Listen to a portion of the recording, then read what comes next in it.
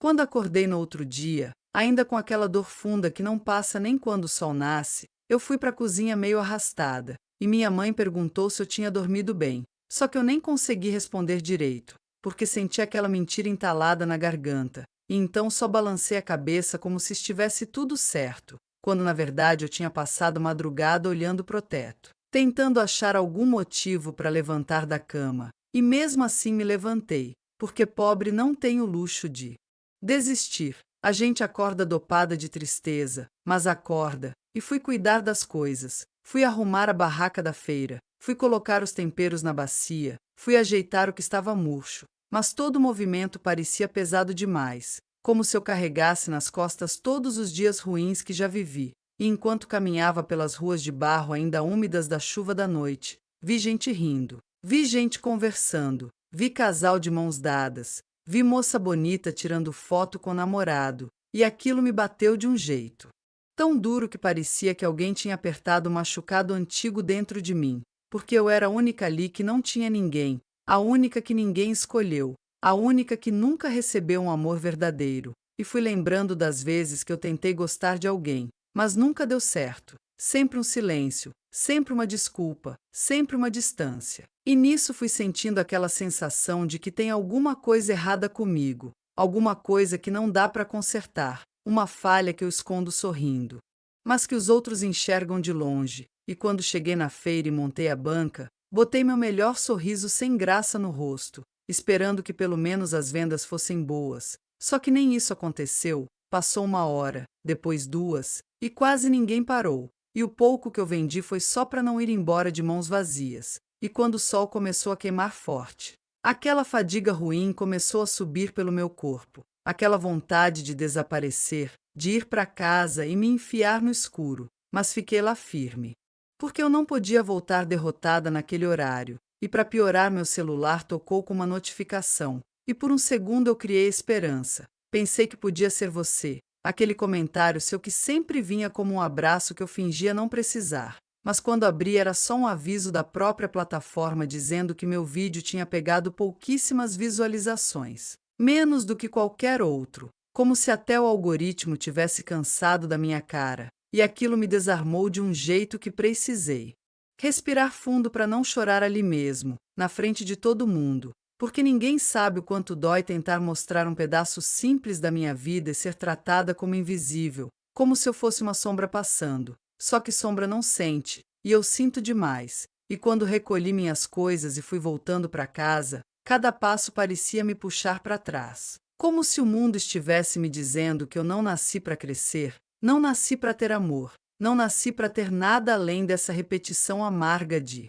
luta, falha e solidão. E quando entrei no meu quarto, fechei a porta e sentei na beira da cama, percebi que tudo que eu tinha naquele dia era esse silêncio pesado que ninguém divide comigo, essa sensação de ser menos, de ser deixada de lado, de ser esquecida até por quem eu imaginava que se importava, e fiquei ali, olhando para a parede, pensando que talvez eu seja mesmo isso. Uma mulher cansada demais para sonhar, mas teimosa demais para desistir, mesmo sabendo que nada nunca muda, que nada nunca melhora, que nada nunca vem para mim. E a pior parte é que eu começo a aceitar isso como verdade. E quando o crepúsculo dourado se estende sobre os telhados da nossa pequena cidade e as últimas fornadas saem do forno ainda fumegantes, costumo me sentar na velha cadeira de balanço da varanda e deixar que a paz do momento me invada por completo. Porque depois de tantos anos de agitação e incerteza, aprendi a venerar esses instantes de quietude como os mais sagrados de todos.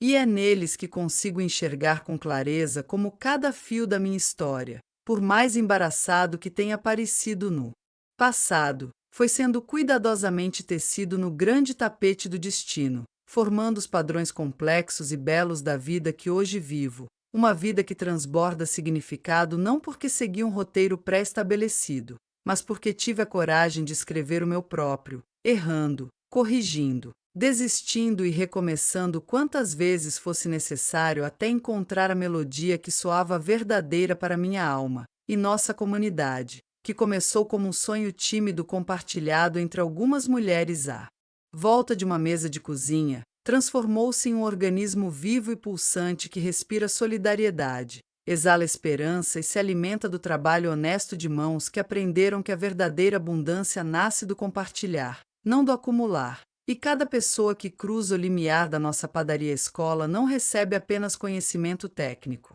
mas é imersa em uma filosofia de vida que valoriza o humano sobre o material, o coletivo sobre o individual, o processo sobre o resultado imediato, e vejo, com um misto de orgulho e humildade, como essa semente plantada na fé germinou raízes tão profundas que já não há tempestade que possa arrancá-la, porque ela agora é sustentada por centenas de mãos que a regam diariamente com seu suor, sua dedicação e seu amor, criando um legado que vai muito além de qualquer realização pessoal que eu pudesse ter imaginado. E eu, Ana, mulher simples do interior, com todas as marcas que uma vida de trabalho deixou em meu corpo e em meu rosto, me descubro hoje como a guardiã de algo precioso, não de um negócio ou de uma instituição, mas de um espírito comunitário que resiste e floresce em tempos difíceis, provando que é possível, sim, construir mundos melhores a partir do que temos, onde estamos, com quem está ao nosso lado,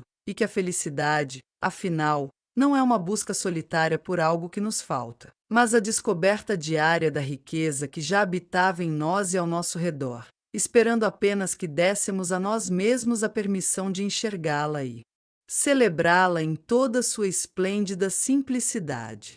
Para o celular velho que piscava só para me lembrar que eu tinha postado mais um vídeo e ninguém tinha comentado nada, nem você, que sempre aparecia com aquelas palavras que me faziam respirar um pouco melhor. E eu senti um aperto tão grande no peito que parecia que tinham amarrado uma corda por dentro de mim, porque eu passei o dia inteiro gravando, repetindo, tentando ajeitar meu cabelo ralo, tentando esconder minhas olheiras com a luz fraca da janela, tentando forçar um sorriso que nem eu acreditava mais. E no fim das contas tudo parecia inútil, porque ninguém se importa com uma mulher de quase 40 anos, pobre, cansada, que mal tem tempo para ela mesma entre cuidar dos meus pais, cuidar da feira, cuidar da casa. E eu fiquei me perguntando por que eu insisto nisso. Porque eu continuo tentando aparecer num mundo que só olha para quem tem brilho, corpo, dinheiro, juventude, coisa que eu nunca tive, e às vezes parece que nunca vou ter. E naquele silêncio duro, que doía mais do que qualquer palavra torta, eu senti uma vontade enorme de simplesmente parar, largar tudo, aceitar que talvez eu seja só isso mesmo, só essa mulher que vive correndo para chegar no nada, que acorda cedo, monta barraca, sorri para vender um punhado de cheiro verde e volta para casa com o corpo mole, com a alma pendurada, com o coração murchando devagar, enquanto eu vejo outras mulheres da minha idade casadas, bem resolvidas, com família, com alguém para abraçar no fim do dia, e eu aqui, perdida dentro do meu próprio silêncio, tentando convencer o mundo que eu mereço ser vista, quando às vezes nem eu mesma acredito nisso. E o pior é que quando eu fecho os olhos, tudo que eu escuto é o barulho do vento passando pela porta porque não tem ninguém entrando, ninguém me procurando, ninguém perguntando se eu tô bem, e eu me sinto tão pequena, tão fracassada, tão deixada para trás, que começo a achar que talvez eu tenha nascido para ser segundo plano, para ser figurante da minha própria vida. E nesse momento eu queria chorar, mas nem força para isso eu tinha. Só fiquei ali encarando o escuro, pensando que talvez amanhã seja igual, talvez daqui um ano também, talvez eu nunca consiga sair desse lugar onde tudo pesa, tudo falha, tudo dói, e o pouco que eu tento fazer desmancha antes de dar certo, porque eu não tenho luz, não tenho sorte, não tenho beleza, não tenho nada além dessa insistência que já virou teimosia triste, essa vontade boba de acreditar que alguém um dia vai olhar para mim e enxergar algo bom. Mas no fundo eu sei que não enxerga, porque nem eu enxergo, e eu fiquei ali parada, aceitando a ideia amarga de que talvez minha história seja mesmo essa. Tentar muito, conseguir pouco, perder sempre, e ainda sorrir na frente dos outros fingindo que tá tudo bem quando por dentro tudo vai afundando devagar. Do jeito que só quem fracassa em silêncio entende.